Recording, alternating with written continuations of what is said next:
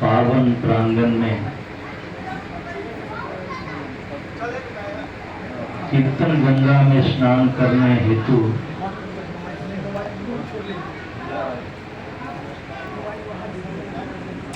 मुझे जो ये शुभ अवसर प्राप्त हुआ, इसके लिए हम अनंत कोटि आभार प्रकट करते हैं। और उपस्थित हम लोग के बीच हमारे आदरणीय केंद्रीय धर्म प्रचार सेक्रेटरी आचार्य प्रणवेशानंद दादा को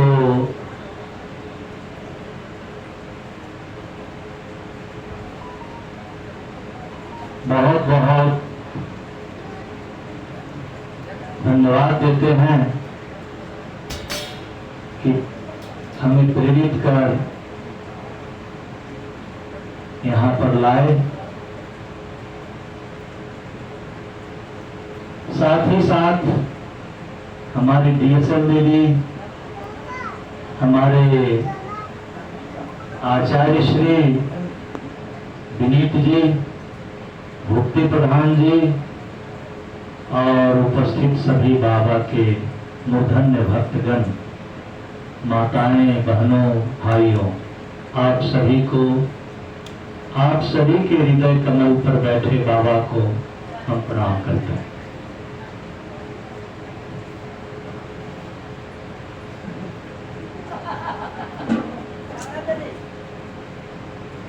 आज हम एक ऐसे विषय की चर्चा करना चाहते हैं जो विषय इस बार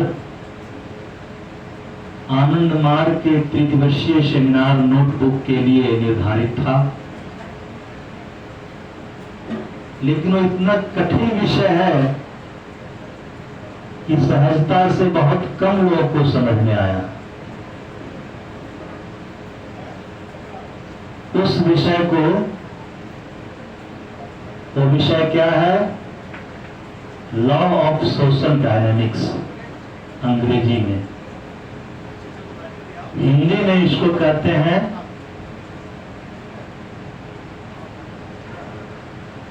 समाज गति तत्व के नियम। आप हिंदी में पढ़ रहे इस नोटबुक को, इस विषय को, या अंग्रेजी में, दोनों ही समझ में नहीं आने वाला। अनेकों बार पढ़ने के बाद समझ में नहीं आने वाला है, लेकिन जिसको भगवान समझा दिए हैं वो सबको समझा देंगे। बाबा कहते हैं कि समाज गति का नियम क्या है, विज्ञान क्या है, समाज कैसे चलती है और समाज की अंतिम परिणति क्या है। अगर समाज एक सजीव प्राणी है तो इसकी गति प्रवाह की अंतिम परिणति क्या हो सकती है? बाबा कहते हैं समाज व्यक्ति के समूह को कहते हैं। असंख्य व्यक्ति के मिलित समूह को समाज कहते हैं। ये जन सामान्य की भाषा में समाज इस प्रकार से परिभाषित किया गया है, किंतु आनंद मार्ग दर्शन के परिप्रेक्ष्य में, दृष्टिकोण में, आलोक में समाज की क्या परिभाषा हो सकती है और समाज गति के विज्ञान तत्व क्या हो सकते हैं। समाज सजीव प्राणी है, सजीव प्राणियों का विवेकशील प्राणियों का एक समूह है, लेकिन ये कहां तक पहुंच सकता है, कहां तक जा सकता है? तो बाबा कहते हैं कि समाज जब पशुओं के समूह से बनता है, मनुष्य है, मनुष्य की शक्ल में है, लेकिन उनका आचरण पशु की तरह है। तो पशुओं की भांति जीने वाले, आचरण करने वाले मनुष्यों के समूह से बने समाज को एनिमलिस्टिक सोसाइटी या पशु समाज कहते हैं।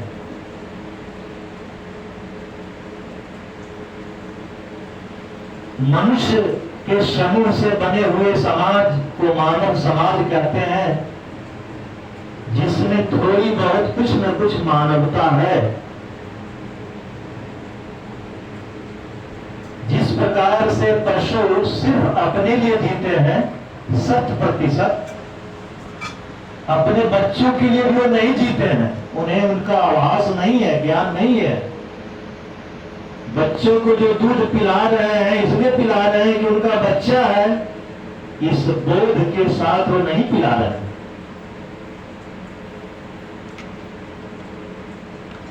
तो बाबा कहते हैं जहां 100%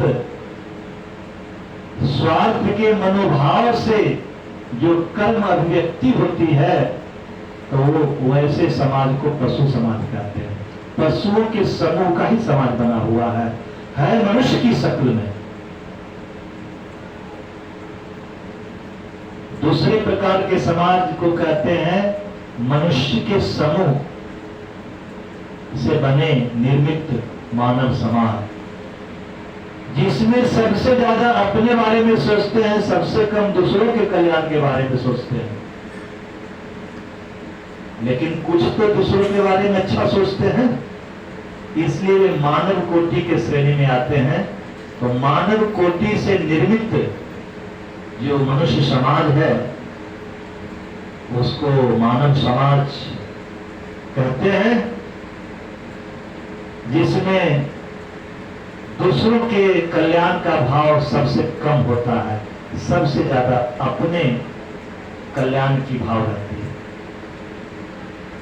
तीसरे प्रकार के समाज ऐसे मनुष्य का समूह है जिसमें हर मनुष्य सबसे ज्यादा दूसरों के लिए ही सोचते और करते हैं, सबसे कम अपने बारे में सोचते और करते हैं। ऐसे मानव समूह के से निर्मित समाज को ईश्वर कोटि के समाज कहते हैं या देवताओं का समाज कहते हैं। और चौथा है ब्रह्म कोटि से निर्मित समाज। ये ब्रह्म स्वयं परमात्मा है, ब्रह्म है, और जिनका स्वभाव 100%, 100% अपने सृष्टि को आनंद देने के भाव से किया जाता है। ऐसे मानव समाज को ब्रह्म कोटि के समाज कहते हैं। वहां तो मोक्ष का तार छोड़ दिया। बाबा कहते हैं, बाबा क्या कहते हैं कि पशु समाज, मानव कोटि का समाज, ईश्वर कोटि का समाज और ब्रह्म कोटि का मानव समाज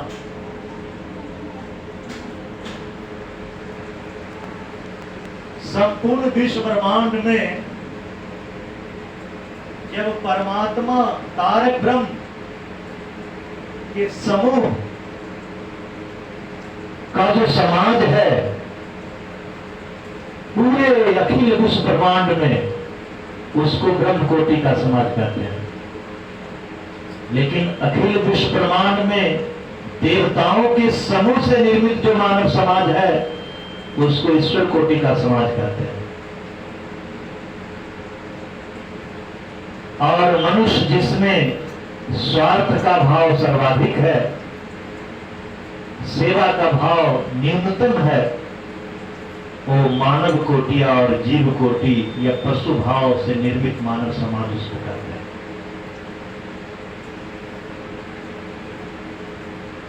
इस विषय में बाबा कहते हैं कि एक ऐसे मानव समाज का निर्माण करना है जो ईश्वर कोटि का समाज हो, देवताओं का समाज हो, जिसमें हर मनुष्य अधिकतम दूसरों के कल्याण की ही बात सोचेंगे और करें, अपने बारे में सबसे कम सोचेंगे और करें। ऐसे ही मानव समाज की स्थापना के लिए आनंद मार्ग प्रचारक संघ की स्थापना हुआ है। आनंद मूर्ति जिस पृथ्वी ग्रह पर आए, बाबा कहते हैं कि समाज की जो सामान्य गति है, जिसमें पशु समाज और मानव समाज का भाव है, स्वार्थ का भाव प्रबल है, उसमें जो मानसिक गति है वो वक्र है, टेढ़ी मेढ़ी है। तो अगर आपसे कोई पूछे सामान्य मानव समाज के गति विज्ञान क्या है, सामान्य मानव समाज का गति विज्ञान टेढ़ी मेढ़ी सोच वाला है। ये टेढ़ी मेढ़ी सोच क्या होता है कि व्यक्ति सोच रहा कुछ, बोल रहा कुछ, कर रहा कुछ, जिसमें सोच कपटाचारी का है, पाखंडता का है। सीधे लोग नहीं होते हैं, अंदर बाहर एक नहीं होते, जिसमें कपटाचारियों पाखंडियों की संख्या सर्वाधिक होती है। जिस मानव समाज में, उसी मानव समाज को पशु और मानव समाज कहते हैं। पशु प्रवृत्तियों से निर्मित मानव समूह। बाबा कहते हैं ऐसे मानव समूह के जो गति विज्ञान है वो पल्सेटिव है, सिस्टाल्टिक है, वक्र रेखा है। इसको और अच्छी तरह से समझने के लिए बाबा कहते हैं बाबा कहते हैं कि समाज व्यक्ति के समूह को कहते हैं। तो जो व्यक्ति की गति है, विज्ञान है, सोच है, वही उस मानव समूह की सोच है। तो जो टेढ़ी मेढ़ी हमारा विचार है वो कैसा है? थोड़ी देर तो हम अच्छा सोचते हैं और थोड़ी ही देर के बाद हम उल्टा पुल्टा सोचने लग जाते हैं। अब इस कीर्तन के परिवेश में आकर के, साधना के परिवेश में आकर के बाबा का भाव प्रबल हो गया सबके भीतर। कीर्तन की ताल उन्नत तरंगों में नाच झूम झूम करके जो नाचे, मदमस्त होकर के, और हम दुनिया जगत, मायावी जगत के तरंगों, वक्र तरंगों को, टेढ़ी मेढ़ी तरंगों को भूल गए। जो हमारा आदत है, स्वभाव है, सोचना कुछ, बोलना कुछ और करना कुछ, भूल करके हम सीधे हो गए। अब जो हम सोच रहे हैं वही बोल रहे हैं और वही हम करने की हमने मनोभाव प्रबल हो गया है। ये किसकी महिमा है? ये कीर्तन की महिमा है। जब कीर्तन की महिमा, कीर्तन के परिवेश में, कीर्तन के गंगा में स्नान करोगे तो तुम्हारी टेढ़ी मेढ़ी जो वक्र तरंगे हैं, रेखाएं हैं, चिंतन तरंग है, वो सरल रेखा रूप में सरल रेखा हो जाएगा। अर्थात मनुष्य की मानस तरंगे सरल रेखा सीधी हो जाएगी। मनुष्य टेढ़े नहीं होंगे, सीधे हो जाएंगे, अंदर बाहर भीतर एक हो जाएंगे। जैसे ही तुम्हारी तरंगे, मनुष्य विशेष की तरंगे कीर्तन के तरंगों के सामिप्य में आकर के, विद्येश्वरी जी बहुत सो रहे हैं, कीर्तन की तरंग में आकर के और आपकी टेढ़ी मेढ़ी तरंगे जो पहले थी, कीर्तन की सरल तरंगों से मिल करके, स्पर्श पा करके आपकी मानस तरंग भी सरल रेखाकार हो गई। ऐसे मानव समूह से निर्मित मानव समाज को देवताओं का समाज कहते हैं, ईश्वर कोटि का समाज कहते हैं। अभी जो ये आनंद मार्ग के समूह का समाज है, ये जीव कोटि, पशु कोटि है, मानव कोटि है, ईश्वर कोटि है। क्या है? ईश्वर कोटि का हो गए, क्योंकि यहाँ सबका मन सरल रेखाकार हो गया। किसके स्पर्श में आकर के? प्रभु तरंग के स्पर्श में आकर के, बाबा नाम केवलम कीर्तन, मांत्रिक सिद्ध तरंगों के स्पर्श में आकर के सरल रेखाकार हो। तो बाबा कहते हैं कि जब मानव समाज सर्वाधिक आध्यात्मिक तरंगों के समीप ही रहने के लिए सिद्ध हो जाएंगे, अभ्यस्त हो जाएंगे, ऐसे मानव समाज को ही समुद्र समाज कहेंगे। ऐसे मानव समाज को ही समुद्र समाज कहेंगे। अब आगे बाबा कहते हैं कि समाज गति विज्ञान को समझने से पहले तुम सृष्टि के गति विज्ञान को समझो। परमपिता बाबा जी कोई दर्द नहीं चर्चा करेंगे। बहुत कठिन टॉपिक है ये, जिसको सरलता से समझा दें हमेशा के लिए समझ जाएंगे। बाबा कहते हैं कि समाज गति विज्ञान को समझने से पहले सृष्टि के गति विज्ञान को समझना होगा। तो सृष्टि का गति विज्ञान क्या है? बाबा कहते हैं परम पुरुष को बिंदु कहते हैं। परम पुरुष को क्या कहते हैं? बिंदु। और परम पुरुष के मन को, भाव को सरल रेखा कहते हैं। ब्रह्म के भाव को क्या कहते हैं? सरल रेखा। लेकिन ब्रह्म को किस ज्यामितीय रूप से निरूपित किया गया है? बिंदु से। ब्रह्म को क्या कहते हैं? बिंदु। लेकिन ब्रह्म के भाव को सरल रेखा कहते हैं। और उस ब्रह्म भाव में जो सृष्टि की कल्पना हुई है, उसको टेढ़ी मेढ़ी रेखा कहते हैं। उसको क्या कहते हैं? टेढ़ी मेढ़ी रेखा। अब आप यही सोचिए कि परम पुरुष एक बिंदु है, अकेले, और उनका भाव एकदम सरल, बिल्कुल सरल है। जो अंदर है वही बाहर है। तो जब एक ही सोच रखते हैं, इसलिए वो सरल रेखा है, और स्वयं वो अकेले हैं, एक हैं, तो उनकी सोच भी एक ही है। लेकिन जो सोच रहे हैं सृष्टि के बारे में, वो टेढ़ी मेढ़ी है। क्या? क्योंकि उस जिस सृष्टि की चिंतन कर रहे हो, एक नहीं अनेक है।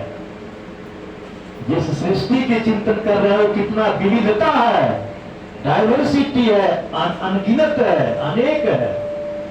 इसलिए बाबा कहते हैं एक सत्ता जब अनेक की चिंतन करता है तो टेढ़ी मेढ़ी हो जाती है। क्या हो जाती है?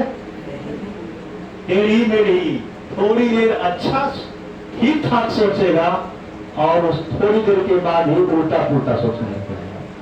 यही जगत की विशेषता है। लेकिन परमात्मा की क्या विशेषता है? सरल है, एक ही सोच है। जो जब कभी भी वो सोचेंगे तो एक ही सोचेंगे और सरल सोचेंगे, सीधा सीधा।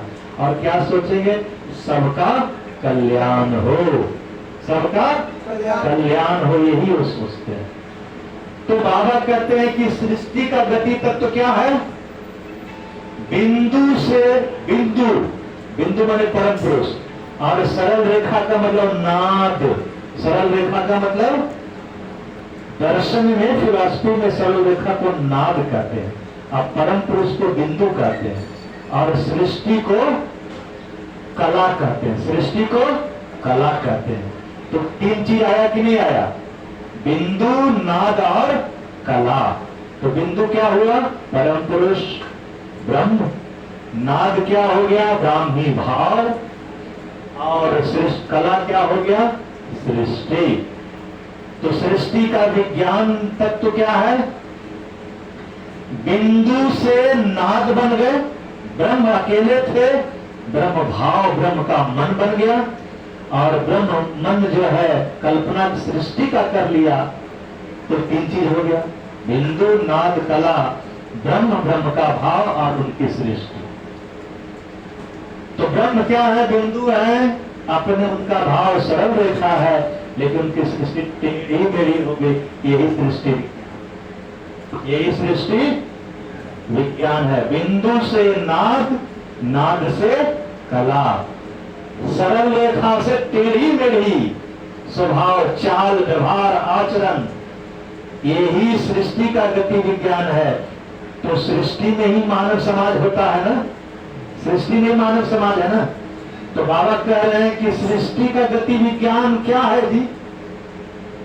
टेढ़ी मेढ़ी से सरल बनना, ठीक है, और सरल से सरल रेखा से क्या बन जाना, उसके बाद बिंदु बन जाना, अर्थात टेढ़े मेढ़े मनुष्य से ब्रह्म का भाव में आ जाना, ब्रह्म सद्भाव में आना।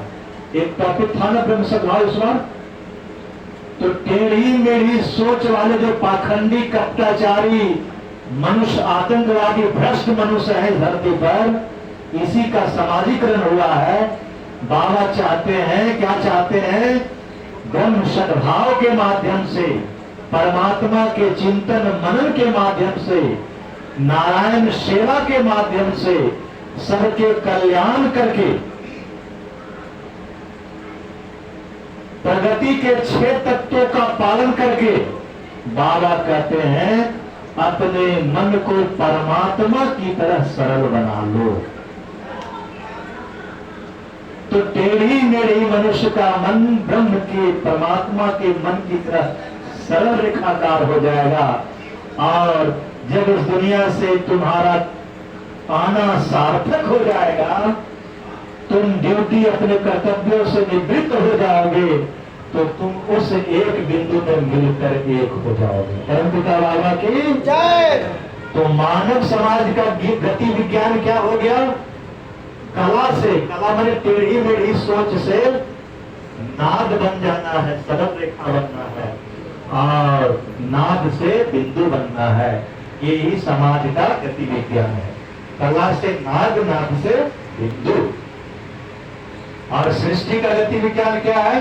बिंदु से नाद, नाद से कला। ये सर्कुलर मोमेंटम है। इसी को घर वापसी कहते हैं कि हम बिंदु थे, परमात्मा थे, परमात्मा के भाव बन गए और हम सृष्टि बन गए, सृष्टि के सर्वश्रेष्ठ कीर्ति मनुष्य बन गए। और यही मनुष्यों के समूह मिल करके अब हम रिटर्न की प्रोसेस में चल रहे हैं, लौट रहे हैं घर वापसी। तो कला से नाद, नाद से हम बिंदु बन जाएंगे। यही हमारा गति विज्ञान है। परमपिता बाबा की जय। अब समझ में आ गया समाज गति विज्ञान क्या है? कला से नाद, नाद से बिंदु बनना। तो बाबा कहते हैं कि हर मनुष्य परमात्मा बन जाए, परमात्मा के भाव से ओतप्रोत हो जाए, अर्थात भक्ति भाव से संपन्न हो जाए, सभी सिद्ध पुरुष हो जाए। ये जो 2 की संख्या में सन्यासी दिख रहे हैं कपड़े पहन करके, मन से सब सन्यासी बन जाए। बाबा की यही इच्छा है। दूर क्यों रहेंगे जी? जहां भी मनुष्य की शक्ल है, सबके सब भीतर से सब सन्यासी बन जाए, सिद्ध महापुरुष बन जाए। यही आनंद मार्ग की सोच है। उस मानव समाज में कोई सन्यासी गिरी का भेदभाव नहीं रह जाए, ऐसे मानव समाज की स्थापना करना चाहते हैं। तो बाबा कहते हैं उसके लिए समाज के गति विज्ञान को समझाना पड़ेगा। नहीं समझ में आएगा गति विज्ञान, सोशल मोमेंटम डायनेमिक्स को नहीं समझोगे तो तुम लोग सब टेढ़े मेढ़े रहोगे, सोचोगे, ताकोगे कैसे, सोचोगे कैसे, बोलोगे कैसे, सब टेढ़े मेढ़े। तो तुम्हारा कल्याण कभी नहीं हो सकता। कीर्तन में भाव नहीं आएगा, नाचते हो चलते दिखोगे, लेकिन भीतर से तुम कहीं और रहो।